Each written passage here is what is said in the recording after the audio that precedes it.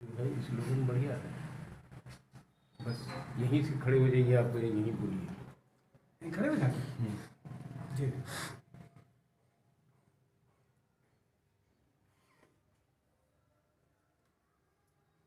जब आप कहें मैं बोलूँगा शुरुआत पृष्ठभूमि में बोलूँगा दो चार शब्द। लिखा क्या है? जी जी लिखा नहीं है, ठीक है। ठीक। आप क्वेश्चन बाद में पूछे, सर समाज क्या ही पूछेगा, सबको बताऊंगा सर। एहसानुल हक मलिक सम्मान न्यूज से हमारे सहयोगी श्री नारायण कुशवाहा जी। आज मैं सर्व समाज सेवा संस्थान कार्यालय में हूँ और इस सेवा संस्थान के सर्व सेवा प्रमुख सर्व सेवा प्रमुख ज्ञान जी हैं। मैं ज्ञान जी ये जानना चाहूँगा कि आपने सर्व समाज की सोच या प्रेरणा आप में कब से आई और कब से इस काम को आपने शुरुआत किया? जब से मैं गांव से शहर में सर्विस करने के साथ साथ पिछड़े दलितों, अल्पसंख्यक, जो विशेषकर अल्पसंख्यक जो सामाजिक आर्थिक और हर तरह से पिछड़े हैं, उनके बस्तियों में उनके लोगों से मिलता रहा। इस दौरान मुझे ऐसा एहसास हुआ कि इस देश में अब दो विचारधाराओं पर पूरा देश बंटने जा रहा है।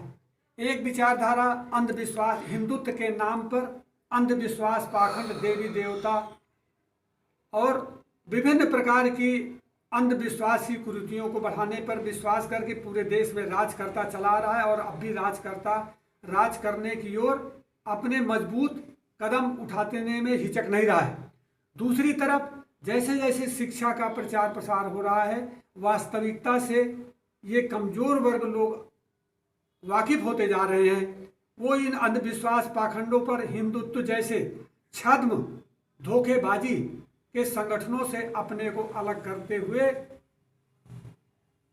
महात्मा बुद्ध के वैज्ञानिक रास्ते पर चलने की ओर अग्रसित होते जा रहे हैं। कहने का मतलब ये है, अब केवल इस देश में दो विचारधाराएं आगे चल करके स्पष्ट रूप से नजर आने लगेंगी, जैसा कि अब हम लोग आभास कर रहे हैं। एक आम जनता भी आगे आने वाले दिनों में आभास करने लगेगी।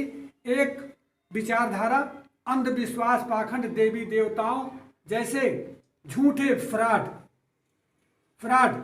जो इस तरह का एक केवल काल्पनिक देवी देवता के रूप में, जबकि वास्तविक देवी देवता जो है सूर्य है, जल है, अग्नि है, हमारे पेड़ पौधे हैं, जीव जंतु हैं, नदियां हैं, पहाड़ हैं। ये वास्तविक प्रकृति के जो अंग हैं, यही इनमें ही केवल ईश्वर का वास है। शेष ये जो काल्पनिक देवी देवता की बात करते हैं, ये समाज के साथ पूर्णतः 100% धोखा है। इसमें कोई 1% भी कोई संदेह मेरे जैसे व्यक्ति में नहीं है। ये सिंध घाटी सभ्यता को अगर आप देखते हैं तो वहाँ कोई जात नहीं था, कोई धर्म नहीं था, इंसानियत थी और इंसानियत ही वहाँ एक धर्म था। अगर यहाँ कुछ गड़बड़ हुआ है, हम जातियों में और धर्म में जो बटे हैं, वो जो बाहर से हमारे आर्यन लोग आए, और उसके बाद भी आप सर्व समाज की बात कर रहे हैं, तो किस तरह फिर समाज में जाएंगे तो आप वो समझेंगे ये सभी को लेके चल रहे हैं। तो आपका मेन उद्देश्य क्या है? सर्व समाज से मतलब क्या है? सर्व समाज से मतलब केवल इतना है कि केवल वास्तविक सत्य ये है कि इंसानियत और मानवता का धर्म ही वास्तविक धर्म है। इसके अलावा ये जो धर्म के नाम पर, जाति के नाम पर, वर्ण व्यवस्था के नाम पर, वर्ग विशेष के नाम पर जो लोग समाज को बांटने काम करते हैं, असल में वो केवल मानवता, इंसानियत को बांटने का काम करते हैं।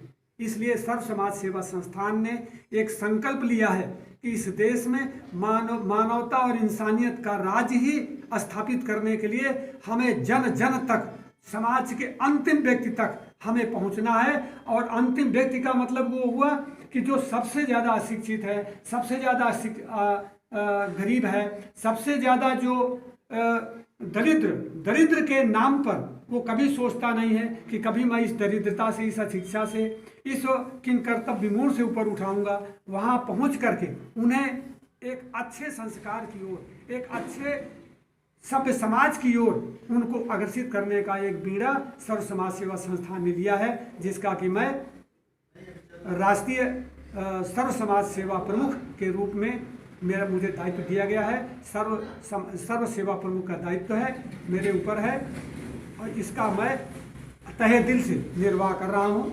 ये मेरा संस्था का एक संकल्पित सोच है, एक दृढ़ इच्छा शक्ति है।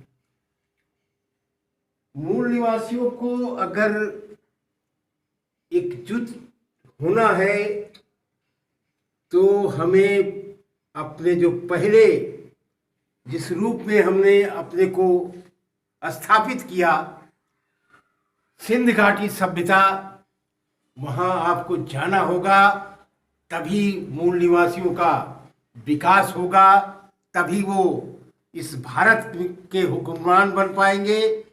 तो हमें सिंध घाटी सभ्यता की तरफ लौटते हुए अपने को एकजुट करना है, और जो मूल निवासियों का खोया हुआ राजपाट है उसको हम एक इंसानियत के रूप में, एक भाईचारा के रूप में, एक छोटे बड़े ना होकर के बल्कि सभी को एक पंक्ति में खड़ा होकर के मूल निवासियों को इस खोए हुए राजपाट को हमें वापस लेना है। और आज आप सभी लोग, जितने भी लोग, करोड़ों लोग जो मुझे सुन रहे हैं, ये संकल्प लें कि हम अपना खोया हुआ राजपाट हर हालत में लेंगे, चाहे इसके लिए जितनी भी कुर्बानी देनी पड़ी वो देने पड़ेगी।